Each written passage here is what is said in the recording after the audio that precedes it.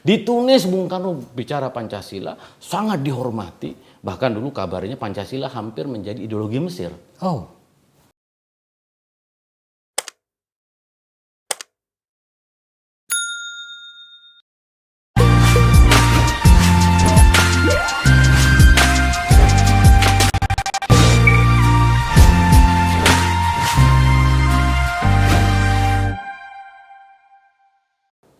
Presiden melantik 12 duta besar baru kemarin.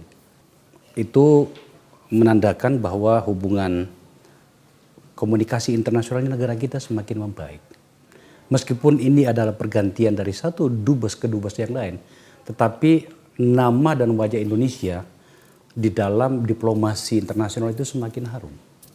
Kita berharap 12 orang itu semakin membawa kita pada sebuah posisi yang semakin dihormati oleh dunia internasional.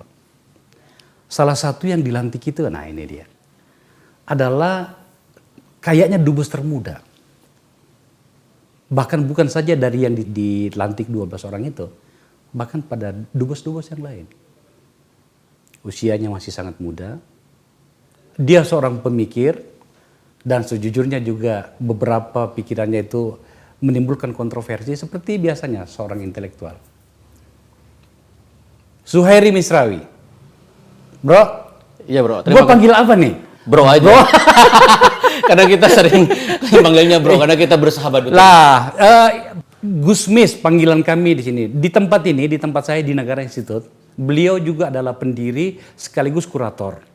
Kalau di lembaga-lembaga riset yang lain itu biasa menyebutnya sebagai peneliti utama. Pak Dubes, nggak enak kalau tidak menyebut Pak Dubes. Anda sudah dilantik, sudah pejabat negara gitu. Mungkin dipanggilnya Bro Dubes. Atau sekarang manggilnya Gus Dubes. Gus Dubes ya? Iya Gus Dubes. Gus Dubes. Tunisia ya? Iya. Kenapa memilih Tunisia? Tidak memilih, tapi ditugaskan oleh Presiden Jokowi untuk menjadi duta besar di Republik Tunisia. Nah Tunisia ini memang unik ya, karena dalam sejarahnya Tunisia itu negara yang begitu dekat dengan Indonesia. Oh dekat dengan Indonesia ya? Dekat sekali karena kemerdekaan Tunisia pada tahun 56 itu berkat jasa Bung Karno. Oke. Dulu pendiri bangsanya namanya Habib Bourguiba. Tahun 53. Habib Bourguiba. Habib Bourguiba. Iya.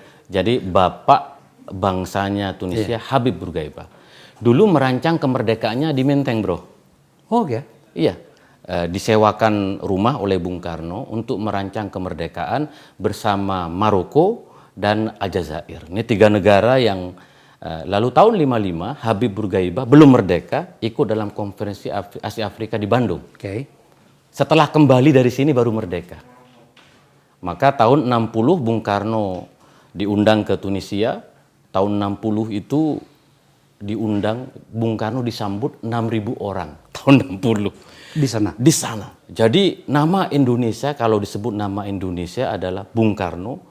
Indonesia adalah bagian dari identitas nasional yang namanya Tunisia. Jadi ketika saya ditugaskan sebagai duta besar Tunisia, ini merajut kembali hubungan baik antara Indonesia dengan Tunisia, antara Bung Karno dulu dengan Habib Bourguiba. Kemarin di antara dubes yang dilantik, saya hanya yang pakai pin Bung Karno. Ini kok langsung hatam begini ya? Luar biasa. Gus, apa yang kira-kira bisa Anda tawarkan dalam hubungan diplomatik kedua negara kekinian? Mungkin baik dari sisi investasi barangkali atau hal-hal yang lain itu? Memang kami duta besar diminta untuk meningkatkan volume ekspor. Oke. Karena kita tahu visi Presiden Jokowi sejak tahun 2018 kita menjadi bagian dari tim pemenangan presiden kan, bagaimana neraca perdagangan kita itu surplus, ya kan. Artinya bahwa ekspor kita lebih tinggi daripada impor. Dan baru dari tahun 2014 bro, itu baru bisa tercapai tahun 2021. Nah, kalau tidak salah sejak bulan Agustus ekspor kita sudah surplus, dalam artian bahwa impor kita lebih kecil. Karena impor kita dalam bidang energi itu sangat cukup besar, maka kami para duta besar ditugaskan untuk menjual produk-produk kita, UMKM kita, terutama untuk go internasional. Maka apa produk kita yang di Indonesia itu yang kira-kira punya pasar atau potensi di Tunis? Oh banyak sekali, terutama kopi sekarang. Kopi Indonesia itu salah satu kopi yang sangat diminati. Ini kan kopi ini bro. Betul. Nah. Ini harus merasakan kopi Indonesia. Apa itu kopi kita disukai di sana ya? Iya, kopi kita itu bahkan di kawasan Timur Tengah sekarang disebut dengan kopi Andunisi. Ya, itu bahasa Arab, artinya kopi Indonesia. Kopi Andunisi. Lalu kemudian seperti biasa yang pernah ada di podcastnya bro itu adalah Indomie. Ya, Indomie akan membuat pabrik di sana di Tunisia juga. Itu menjadi sesuatu yang sangat diminati, ya kan, bahkan di podcastnya bro, bahwa kalau orang mau jadikan mas kawin dan makanan favorit lah. Lalu tentu saja sawit, ya kan. Lalu kemudian ada kaos kaki, lalu ada kertas, ya, dan banyak produk-produk. Tapi batik juga mulai ekspornya. Jadi memang kalau ekspor kita naik, terutama pada sektor UMKM ya, masyarakat itu, maka itu ekonominya rempah-rempah juga bro. Rempah-rempah ya? Rempah-rempah kita itu sangat diminati. Jadi nanti ini Anda harus jualan di sana ya? Betul. Jadi nanti barang baru loh bagi Anda ini? Sebenarnya saya ini anak seorang pedagang, jadi ilmu yang belum saya pakai itu jawaban yang bagus gitu. Jadi ibu saya seorang pedagang dan darah saya mengalir seorang pedagang. Ilmu ini yang akan saya terapkan. Jadi nanti saya tidak ingin buka expo pameran, itu kan cara lama. Jadi nanti di kantor Kedutaan Besar Republik Indonesia akan dibuat satu ruangan pameran, persis mungkin seperti ruangan seperti ini, ada LCD, ada layar, lalu kemudian kita kenalkan Indonesia, kita kenalkan produk-produk Indonesia. Jadi kira-kira bagaimana membangun diplomasi perdagangan. Berapa jumlah orang Indonesia yang ada di sana? Dalam catatan kedutaan kita di sana. 150 dan sebagian besar mahasiswa dari Nahdlatul Ulama. Dari NU. Dari NU, dan mereka sangat senang karena duta besarnya dari NU. Nah, makanya saya pada akhirnya ya punya pintu untuk masuk ke situ. Jadi pemirsa Akbar Faisal Unsensor, Gusmis ini kan seperti yang kita tahu karena sering tampil di TV, itu adalah seorang pemikir NU. Dan karena itu pula kemudian kita bisa membaca pikiran-pikirannya di berbagai media, berbagai tempat. Beberapa di antaranya dipahami secara kontroversial. Anda yang kontroversial atau pikiran Anda ini, Gus? Sebenarnya kalau bro kita kenal kan, saya orangnya suka guyon dan memang saya ini generasi Nurholis Majid, generasi Ki Haji Abdul Rahman Wahid, ya kan? Ki Haji Dawam Raharjo. Saya murid dari Buya Syafi'i, Masdar Farid Masudi. Sebenarnya pikiran-pikiran yang dalam bahasa saya itu mencerahkan, mewujudkan perubahan yang lebih baik. Dalam bahasa akademisnya reformis. Muslim reformis.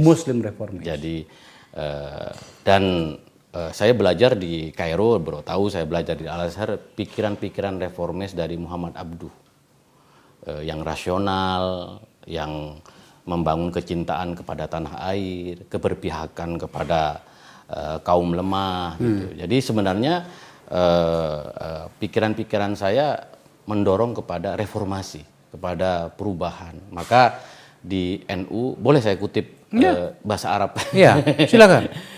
Saya dikenal dubes di Timur Tengah yang bisa berbahasa Arab. Oh, alhamdulillah. Alhamdulillah. Ya Jadi, itulah kan Anda kan di Kairo Al Azhar. Ya. Coba ini kita lihat. Beliau ini pendidikannya Akidah Filsafat Universitas Al Azhar Kairo Mesir 95 sampai tahun 2000. Tadi apa mau ngomong bahasa Arabnya seperti apa? al-muhafadhah 'alal qadimi sholeh wal akhdhu bil jadidil aslah. Kita harus mempertahankan tradisi lama, pikiran lama yang baik. Karena ada pikiran di masa lampau ada yang baik.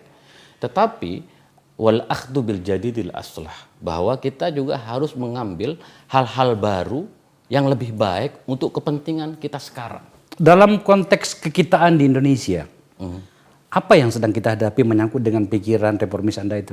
Ya, bahwa kita ini kan hidup di dalam satu masyarakat yang terus berubah dan berkembang secara politik, secara ekonomi, secara kebudayaan. Maka kita harus beradaptasi. Misalnya ada satu isu yang sekarang menjadi bahan diplomasi sekarang adalah climate change, perubahan iklim. Maka di NU sudah mulai berbicara tentang perubahan iklim karena menyangkut lingkungan, bro. Ya, maka kita tahu kan sekarang banjir di mana-mana, hujan yang dulu mungkin 2-3 bulan sekarang bisa 5 bulan. Maka kita harus mulai memikirkan tentang soal isu perubahan iklim. Dan perubahan iklim itu juga sekarang menjadi isu global, isu geopolitik. Di G20 itu kan isunya adalah geopolitik. Yang kedua dalam konteks hak asasi manusia misalnya. Nah, kita kan sekarang dengan era digital seperti ini, ya kita kan harus mulai lebih manusiawi. Saya lihat ada beberapa pihak yang tampaknya memang tidak terlalu berminat untuk mengikuti perkembangan zaman. Ya memang ini soal style dan cara berpikir ya. Ada yang lebih konservasi pikiran lama, menjaga pikiran-pikiran lama. Kita menyebutnya adalah mereka yang salafism, mereka yang kembali kepada masa lalu. Salafi. Tetapi ada yang cenderung moderat. Cenderung moderat adalah melihat ada perkembangan baru dan kita harus mulai terlibat dengan isu-isu baru itu. Misalnya tentang tadi itu isu perubahan iklim misalnya. Dan NU juga sudah mulai terlibat karena ini isu serius yang dampaknya kepada kita langsung. Maka kita harus mulai ramah lingkungan dan mulai menjaga alam kita karena kita hidup di alam ini. Bahkan setelah saya masuk dalam lingkungan Kementerian Luar Negeri, itu juga menjadi kajian dalam diplomasi kita. Dan Indonesia salah satu negara yang dalam konteks perubahan iklim itu mempunyai potensi yang besar karena kita punya banyak hutan, kita laut, kita mangrove kita gitu. Jadi saya juga mulai belajar hal-hal baru. Kenapa ya? Pikiran-pikiran reformis itu relatif tidak mendapat cukup ruang di dalam percaturan pikiran di kita. Apa yang menjadi problem dari situ? Nah sebenarnya tidak begitu juga. Dalam artian misalnya tadi saya menyebut isu hak asasi manusia itu kan respon cepat. Di antara negara Muslim yang paling cepat merespon isu hak asasi manusia adalah Indonesia. Di antara dunia Islam yang cepat merespon isu perubahan iklim itu justru Indonesia. Nah cuman sekarang kita hidup dalam era digital, era media sosial yang tidak memberi ruang kepada perdebatan seperti ini. Jadi semua serba bahasa kita adalah lebih emosional yang sehingga tidak terjadi perdebatan. Maka saya berterima kasih kepada podcastnya Negara seperti ini karena ini ruang-ruang perdebatan mulai dibuka. Yang saya maksud bukan governmentnya, tetapi yang tadi saya masih mengikuti alur pertanyaan saya yang pertama tadi bahwa ada beberapa kalangan dan setidaknya itu yang terbaca pada jejak-jejak digital yang kita bisa pelajari hari ini itu tampaknya itu begitu kesulitan untuk mengikuti atau menautkan diri dengan perkembangan zaman itu tadi. Ya, dalam cara berpikir filosofis itu ada dua pendekatan. Yang pertama adalah teosentris. Teosentris itu hanya bernuansa teologis, keyakinan saja, belief. Yang kedua antroposentris. Antroposentris itu lebih keluar, lebih kepada isu-isu kontemporer. Nah sebenarnya dalam hazanah keislaman perdebatan. Nah, kalau seandainya perdebatan ini dihidupkan, menarik bro. Karena kemudian pada akhirnya akan ketemu di titik tengah, di jalan tengah itu. Nah, kita memang beruntung punya Nahdlatul Ulama dan Muhammadiyah, dua ormas besar ini yang kemudian memberi ruang, membuka pelan-pelan. Tidak dibuka secara keseluruhan, tapi dibuka pelan-pelan. Dan kita itu selalu menemukan titik temu. Misalnya Pancasila, dulu perdebatannya keras sekali kan Pancasila antara negara Islam dengan negara Pancasila. Ya kan, perdebatan Bung Karno. Tapi pada akhirnya bangsa ini bisa kok menerima negara Pancasila, sama dengan isu-isu hak asasi manusia, isu-isu perubahan iklim, dan itu bro menjadi modal diplomasi Indonesia di luar negeri.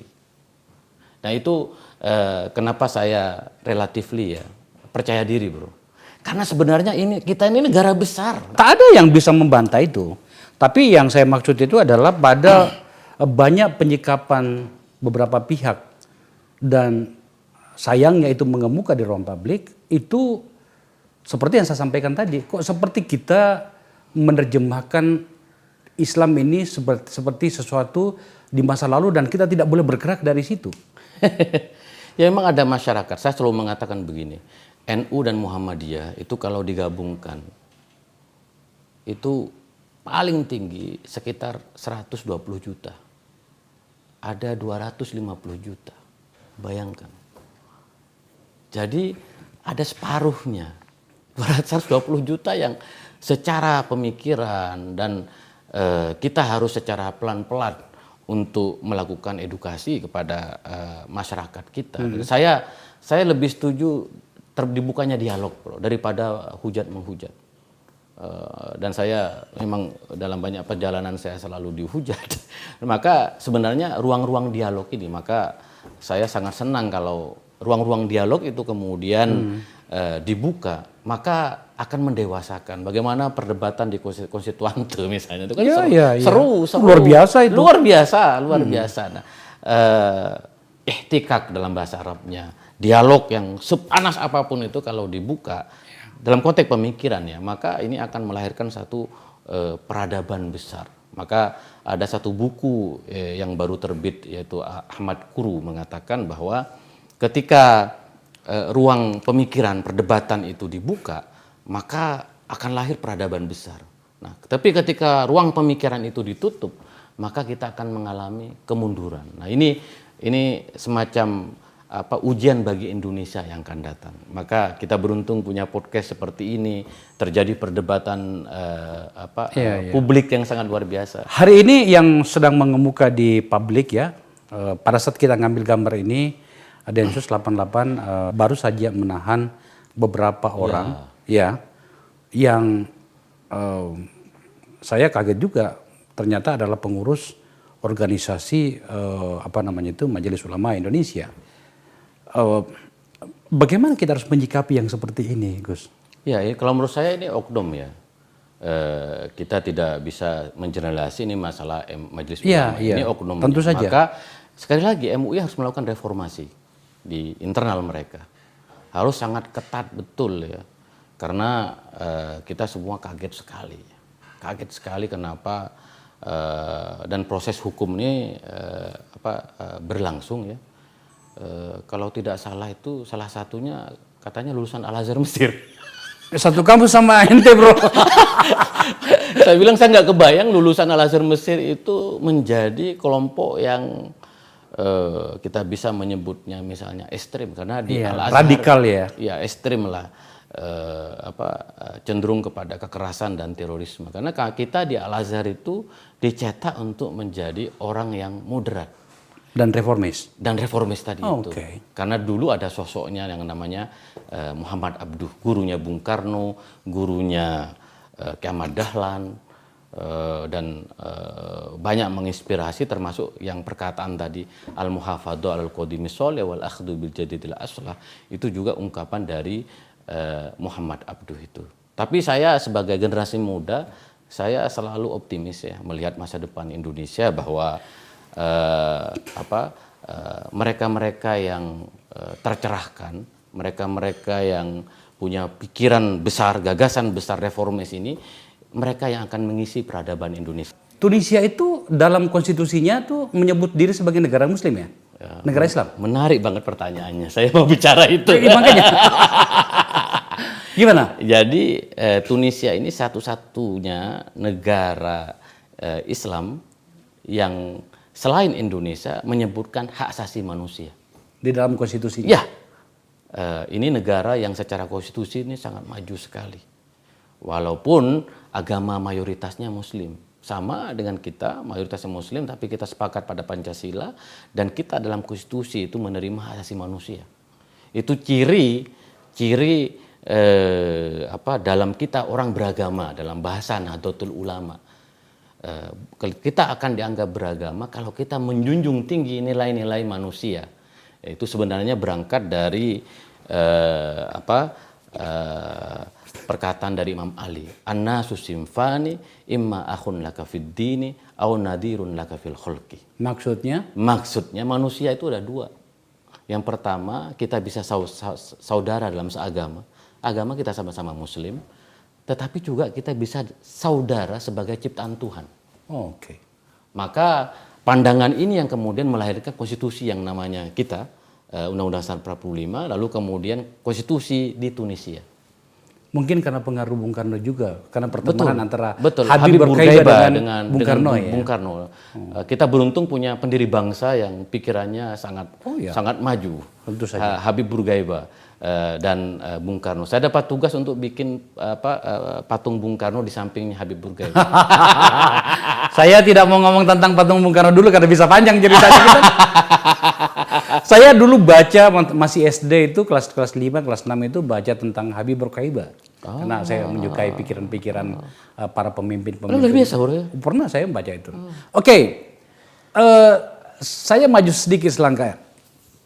Saya itu mendengar sebenarnya itu Anda itu awalnya tidak ditugaskan di Tunisia loh. Saya dengarnya itu di Arab Saudi gitu loh. Betul, dan itu sudah tersebar ke media. Apa yang terjadi? Jawaban yang singkatnya, Ya, takdir Tuhan saya ke Tunisia. takdir Tuhan. Ya, jadi Allah sudah menakdirkan bahwa saya sebagai duta besar Tunisia dan saya sangat senang. Ya, ya. Karena tadi itu Ini kan juga pengabdian juga, Bro. Betul, sama saja. betul. Kita bisa mengatakan adalah dalam pengabdian Arab Saudi dengan Tunisia sama. Iya. Ya. Cuma ya itu tadi banyak cumanya sebenarnya kan Betul. gitu ya. Jadi awalnya memang penugasannya ke Arab Saudi. Lalu terjadilah dinamika perdebatan di ruang publik. Lalu dalam bahasa NU-nya saya lebih maslahah untuk Indonesia itu menjadi duta besar di Tunisia, dan saya kalau mau jujur saya sangat senang. Ya. Karena saya seperti kembali ke kampung. Saya ketemu dengan dubes Tunisia di Jakarta. Bro, baca tulisan saya tentang saya tulisan banyak banget tentang Timur Tengah karena saya pengamat Timur Tengah. Iya, iya. Saya adalah sosok yang sangat mengagumi Tunisia. Sangat mengagumi Tunisia karena sejarahnya, ya di situ ada Kairouan. Kairouan ini pusat peradaban Islam sebelum Al-Azhar. Oke. Jauh Kairouan. Dia lebih tua dibanding Al-Azhar. Oh. Di situ, dikenal dalam studi Al-Quran, studi Islam, bahkan ilmu-ilmu yang modern. Ini kan Tunisia ini negara yang paling utara. Kurang utara, betul. Dari Afrika. Betul. Pengaruh Eropa pasti terasa di situ kan. Iya, Saya belum pernah ke sana, Bro. Saya belum pernah. Kita harus datang ke sana. Ada pengaruh Romawi, Ada kemudian ada pengaruh dari Prancis ya. sebagai banyak Prancis, tapi mereka juga punya identitas Tunisia sendiri. Dan ini penggabungan antara Afrika, Arab dan Eropa. Maka negara yang kita sebut dengan multikultural itu negara yang kuat. Perjumpaan dari banyak tradisi, sejarah kan itu yang kemudian menjadikan Tunisia sebagai negara yang harapan di dunia Arab. Bro, aku itu nggak mau nanya kamu ini sebenarnya, tapi kan nggak enak. Lu udah datang sini, udah nanti kalau sudah di sana nanti paling sum kita ya. Itu apa ya? Banyak yang bertanya, Suhairi Misrawi itu menjadi dubes termuda dengan negara, ditempatkan di negara yang relatifly bagus ya dalam hal hubungan kita. Itu jatah NU atau jatah PDIP bro gitu ya. Nah ini penting bro, karena gini, saya ingin bersaksi ya. Sebenarnya telat ini sahabat saya ini, Suhairi Misrawi, Gusmis ini mendapatkan ruang pengabdian. Karena beliau bersama dengan saya pada saat Pilpres 2014 berjibaku. Beliau di di pusat informasi, saya bersama dengan di tim transisi begitu ya. Ada sebuah cerita ini saya mau ingatkan Anda nih, ingat gak Anda? Saya membawa Pak Jokowi ke Arab Saudi. Arab Saudi. Di masa hari tenang. Hari tenang. Tanggal 6 kami bawa ke sana untuk umroh bersama almarhum Haji Hashim Muzadi. Sama Hashim Muzadi. Itu dan harus pulang tanggal 8. Karena tanggal 9 sudah Pilpres. Ya. Mana ada yang namanya umroh itu 2 hari, tapi kita bisa melakukannya. Ya. Waktu itu saya bawa Metro TV ke sana, Charles sekarang anggota DPR RI. Iya, betul. Bro, begini-begini bro, saya pernah live dari Masjidil Haram bro. Dan saya menjadi saksi bro itu sosok yang bukan itu. Selesai itu tiba-tiba saya menerima telepon. Suhairi Misrawi. Bro, 3%. 3% dampaknya bagi Jokowi ini. Jadi orang-orang yang selama ini termakan oleh isu-isu bahwa dia Nasrani lah, dia PKI lah, itu akhirnya kemudian itu terbantahkan. Mau apa lagi? Dia sudah berihram di sana. Tapi Anda baru dapat di periode kedua, enggak apa-apa lah ya. Enggak apa-apa. Tapi pertanyaan saya tadi itu orang bertanya, bro. Ini NU? Ya sebenarnya ini penugasan dari Presiden ya. Yang disetujui oleh Ibu Ketua Umum Megawati Soekarno Putri. Jadi gayung bersambut lah. Gayung bersambut. Ya. Jadi antara Presiden dengan kebetulan saya sudah 16 tahun mondok di PDI Perjuangan. 16 tahun ya? 16 tahun saya mondok dan orang yang sangat tirakat, istiqomah. Bahasanya sabar dan ikhlas berjuang bersama PDI Perjuangan. Jangan khawatir bro, kalau ada orang yang mengatakan Anda tidak layak, saya mengatakan orang yang paling layak menjadi dubes itu adalah Anda. Saya melihat dan kita bersama-sama di situ. Iya, terima kasih. Jadi jangan khawatir soal itu. Tapi memang kita tidak boleh bicara sembarangan ya. Ingat nggak kita di sini di podcast ini? Iya. Bang siapa namanya Pak Dubes Libanon? Hajri. Pak Hajrianto Tohari. Dia ngomong apa waktu itu? Di terakhir, jadi Gusmis ini tidak lama lagi akan jadi duta besar. Jadi bro, kenapa gua datang ke podcast lu? Karena podcast lu yang pertama meramal saya akan jadi duta besar. Iya, jadi pada saat Pak Hajrianto Tohari yang sekarang dubes di Lebanon ngomong gitu, beberapa hari kemudian lu dipanggil ya? Iya. Gue tuh sakti betul itu. Iya. Saya bilang sakti betul. Nggak boleh ngomong sembarangan kita ya. Iya betul. Iya. Ya saya berharap dia menyusul saya untuk menggantikan saya di sini. Udah, Pak Dubes sudah tahu kalau dia jadi komisaris ya? Wah, jangan komisaris lah, terlalu pragmatis komisaris itu. Terlalu pragmatis itu. Saya berharap Kiai Zuli jadi dubes di salah satu negara Arab. Baik, Bapak-bapak terima kasih banyak ya. Libanon menarik. Iya, Libanon menarik. Iya. Baik. Untungnya kalau ngomongnya baik-baik, ya kan gitu. Lo ngomong dong. Dan waktu itu podcastnya ditonton 980. Iya, makanya. Jadi kita nggak boleh main-main untuk itu. Ini kan Indonesia semakin memainkan banyak model-model diplomasi di dunia. Meskipun Anda di Tunisia yang relatifly katakanlah tidak sebesar misalnya kalau di Amerika Serikat itu. Betul, ya. Tetapi dengan karakter masyarakat kita yang mayoritas Muslim, kedekatan Bung Karno dengan Habib Bourguiba, kemudian latar belakang Anda yang sangat-sangat alumni Al-Azhar kok. Kira-kira apa tawaran-tawaran selain soal perdagangan yang bisa Anda tawarkan kepada Tunisia dan juga kepada kita di Indonesia. Ya kemarin saya ditanya wartawan, apa filosofi yang ingin dibangun? Saya bilang bagaimana Pancasila menginspirasi dunia. Jadi bagaimanapun kita ini punya kekuatan besar ya, itu yang namanya Pancasila. Karena Pancasila ini menurut saya bukan hanya ideologi negara, tapi ideologi dunia.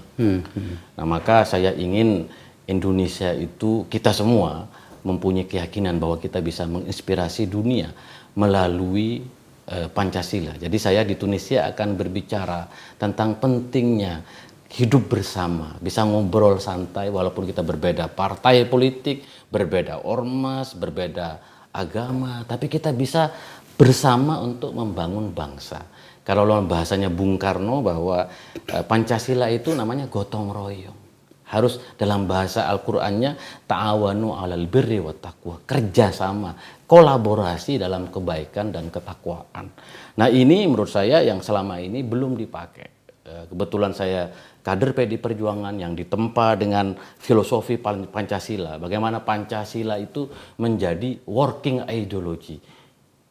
Ideologi yang hidup tidak hanya di Indonesia, tetapi hidup di dunia. Dulu kan Bung Karno pidato Pancasila di PBB. Di Al-Azhar Mesir, Bung Karno bicara tentang Pancasila. Di Tunis, Bung Karno bicara Pancasila, sangat dihormati. Bahkan dulu kabarnya Pancasila hampir menjadi ideologi Mesir. Oh. Tapi kemudian Jamal Abdul Nasir jatuh. Nah maka diplomasi Pancasila ini agak baru bro, belum pernah dicoba. Saya akan mencoba melalui Tunisia. Jadi nanti karena saya ya alhamdulillah puji Tuhan punya kemampuan berbicara bahasa Arab seperti ini bro. Itu di sana memang bahasa Arab? Bahasa Arab dan bahasa Perancis. Oh oke. Sudah 2 bulan belajar bahasa Perancis. Kursus bahasa Arab, jadi saya nanti bisa berdialog di TV-TV menjelaskan apa itu Pancasila sebagai ideologi dunia. Dan saya juga akan menulis dalam kolom-kolom dalam bahasa Arab juga. Karena apa kelebihannya? Sebelum saya bisa bahasa Perancis, kalau kita berbicara bahasa Arab itu bisa dipahami oleh seluruh kawasan, bro. Karena itu kan kawasan berbahasa Arab. Yeah. Nanti kalau saya sudah bisa bahasa Perancis, nanti saya akan ini. Maka saya ingin filosofi saya adalah bagaimana Pancasila menginspirasi dunia. Kalau itu saya percaya lah bro. Saya baru mengenalmu sekitar 10 tahun, 15 tahun gitu bro. Udah lama bro. Kita gitu, tidak akan pernah iya. seakrab ini kalau kita nggak ketemu dan makanya ketemu gitu lah. Cuman saya mau tanya begini. Anda kan kayaknya dubes paling muda kan? Betul. Bahkan sejak beberapa tahun yang lalu. Betul ya. Saya dubes paling muda 44 tahun. 44 atau 34? 44. Oh, yang 44 ya. Ya. Tapi harus pakai kopiah supaya kelihatan tua ya. Ya gitu ya. Kalau tidak pakai kopiah kelihatan mudanya ya. Seperti biar kelihatan seperti Bung Karno. Jadi begini, Bo, kalau kita ke Timur Tengah itu menyebut kamu dari mana? Inta min fen, kamu dari mana? Ana min Indonesia, maka disebut Soekarno. Oh, langsung Soekarno ya. Dan Soekarno simbolnya adalah kopiah ini. Kopiah ya. Maka saya ingin menghidupkan kembali nostalgia itu. Saya akan pakai terus. Dulu saya pakai kopiah karena identitas ini kopiah bro di Madura itu identitas sebagai santri. Okay. Saya kalau nggak pakai kopiah sama ibu saya dimarahin. Oh. Nah, karena saya santri, saya pakai kopiah dan ya inilah identitas saya sebagai duta besar ingin mengenalkan Bung Karno, Pancasila, Indonesia.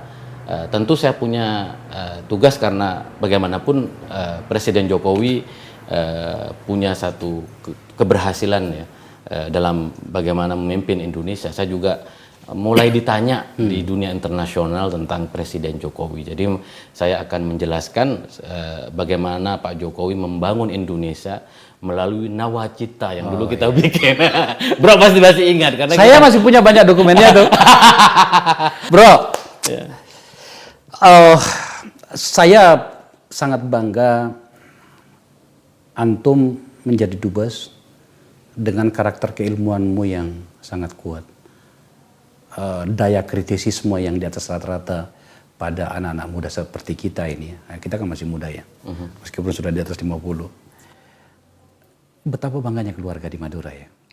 Ya, semua ya tidak percaya. Tidak percaya. Ya? Tidak percaya karena tidak apa-apa bro. Kita kan kadang-kadang begini, orang kan mengatakan gini, ngapain sih ngomong yang seperti itu?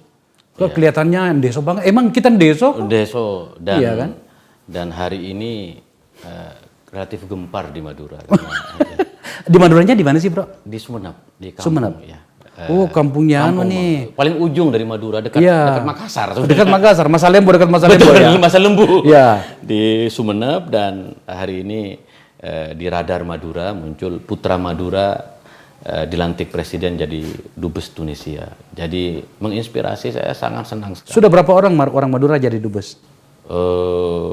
Ada Pak Ibnu Said. Kebetulan ini orang Sumenep kedua jadi duta besar di Tunisia. Oh, sudah pernah ada orang Madura? Orang Sumenep. Jadi saya orang Sumenep yang kedua. Oh, wow. Tapi diplomat dia. Oh, diplomat. Diplomat. Bukan dubes. Bukan dubes tapi karir. Oh, karir. Diplomat. Karir, Saya kan karir. ini. Iya. Ya, memang di kampung bertanya-tanya apa benar saya menjadi duta besar.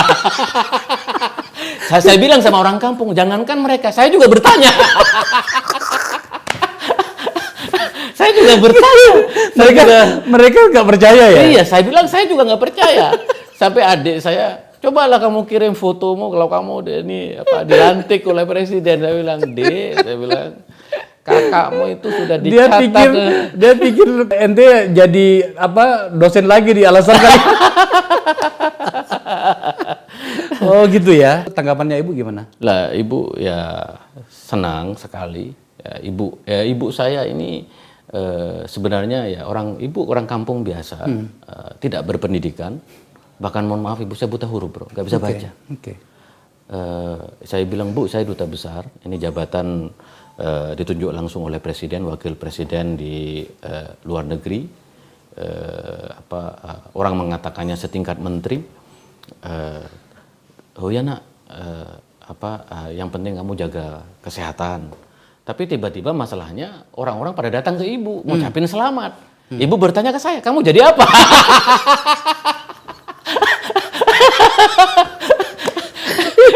Jadi Ibu tidak tanya, dubes itu apa sih? dari kata ibu, kamu akan ninggalkan Indonesia lagi. Saya bilang, iya Bu, saya akan mengabdi pada negara beberapa tahun.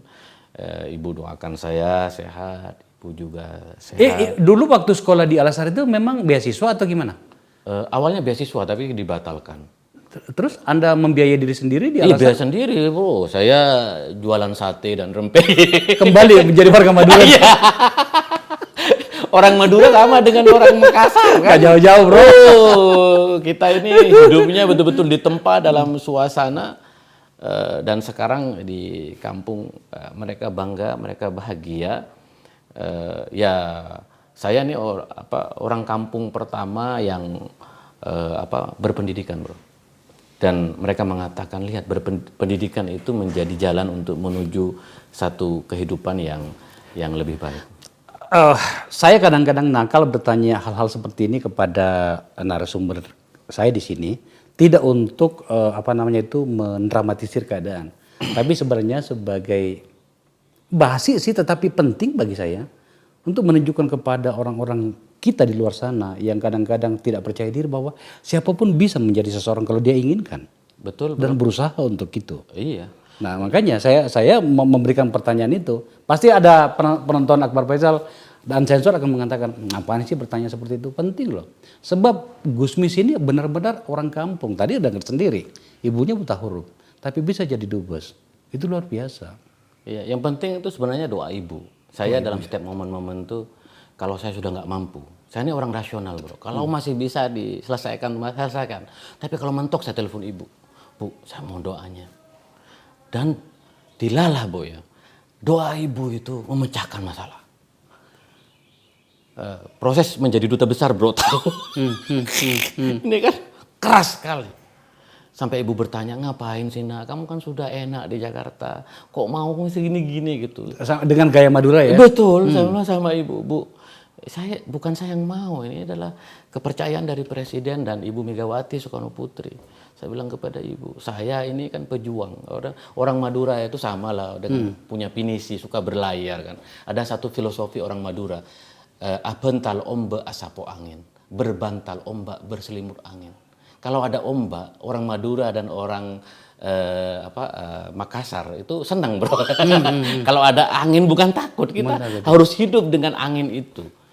Maka saya bilang, saya apapun yang terjadi, saya harus hadapi dengan kesatria dan bertanggung jawab, bro. Maka ya sebenarnya ya saya senang disebut orang kampung. Berita saya menjadi duta besar itu kan viral sejak tahun lalu. Iya. Bulan Saya juga orang kampung, bro. Iya, saya baru hari ini paling senang, bro, dimuat di Radar Madura. Saya bilang dimuat di Radar Madura foto saya bersama presiden ketika dan wakil presiden ketika pelantikan. Headline halaman depan. saya bilang saya betapa kualitas itu akan menentukan masa depan kita. Bro tahu kan saya menulis hampir setiap minggu, saya berbicara tentang kebenaran dan kebaikan, walaupun mungkin di mata orang itu kontroversial bahasanya, bro, tapi saya selalu punya keyakinan ya. Jadi kalau ditanya hal-hal yang mungkin ya doa ibu lah menurut saya, bro. Doa ibu itu luar biasa. Bapak saya udah meninggal. Bapak saya itu juga pesannya cuma satu ke saya dalam hidupnya, jadi orang baik. Jadi orang baik. Ya, walaupun orang lain tidak baik kepadamu, ya kamu harus jadi orang baik. Sesimpel itu. Iya, bapak saya nggak pernah bicara apalagi setelah saya lulus Al-Azhar, saya di Jakarta punya peran publik. Bapak saya jadi orang baik. Nah, ibu nggak pernah nasihatin, bro. Maka saya pegang bapak saya, pesan jadilah orang baik dimanapun, di NU, di PDI Perjuangan. Anda ini yang bikin saya sedih gitu. Tiba-tiba ingat orang tua gitu. Bapak saya baru meninggal 2 bulan yang lalu. Bapak saya udah 2 tahun lalu, bro. Penutup yang menyenangkan meskipun sedih, tapi saya percaya padamu, bro. Kita sudah lama berteman, aku tahu keluargamu, anak perempuanmu, istrimu yang sangat sederhana. Keluarga kita dekat. Iya. Saya yakin Anda akan menjalankan tugas dengan baik. Terima kasih. Dan bro. tidak akan ada perubahan yang berarti bagimu, bahkan setelah menyelesaikan tugas nantinya. Iya, kita akan seperti biasa, bro. Iya, saya rasa begitu. Karena pesan bapak saya tadi, jadi orang baik. Bukan jadi orang kaya. Ya tentu ya kita tidak boleh miskin, tapi pesan utamanya jadi orang baik. Kata bapak saya, kalau kamu jadi orang baik dimanapun hidup kamu, dalam suasana apapun, maka kamu akan tenang. Iya. Itu yang saya pegang, bro, di mana-mana, bro. Terhadap musuh-musuh saya pun saya bilang saya jadi orang baik. Gus, makasih ya. Sama-sama, bro. Aku pasti doakan. Ya. Saya tunggu di Tunis, bro. Nanti pokoknya. Siap. Pokoknya yang penting Indonesia semakin berkibar di hati dan pikiran orang Tunisia. Iya. Itu sudah lebih dari cukup dan pastikan kita akan mencatat namamu di situ. Betul, pokoknya kita pastikan Indonesia yang akan datang, kita warisi Indonesia lebih baik untuk anak cucu kita, bro. Iya. Anak bro luar biasa, kuliah di Inggris, ya kan. Ketika dia pulang, kita kasih tempat dia untuk Indonesia. Pokoknya tugas kita ini mencetak anak-anak muda untuk Indonesia ke depan. Gitu ya. Kalau Indonesia tidak lebih baik, ya, kesalahan kita. kita semua, bro. Kita salah. Maka kita kan sama satu frekuensi nih. Ya. Apa yang kita lakukan? Kita menyediakan jalan bagi anak cucu kita. Bawa bapakmu dulu. Udah melakukan sesuatu untuk Indonesia. Itu intinya gitu. Iya. Gus ya, makasih ya. Sama-sama, bro. Makasih. Pembicaraan ini mengalir, bayangin aja, dari hal-hal yang sifatnya agak berat tadi awal-awalnya, tapi di ujungnya adalah cinta, kasih, sayang total dari orang tua bernama ibu dan bapak. Ibu dan bapak. Saya rasa sebenarnya itu intinya. Apapun jabatan Anda, bagaimanapun Anda mendapatkannya, siapapun Anda hari ini akan kembali ke situ.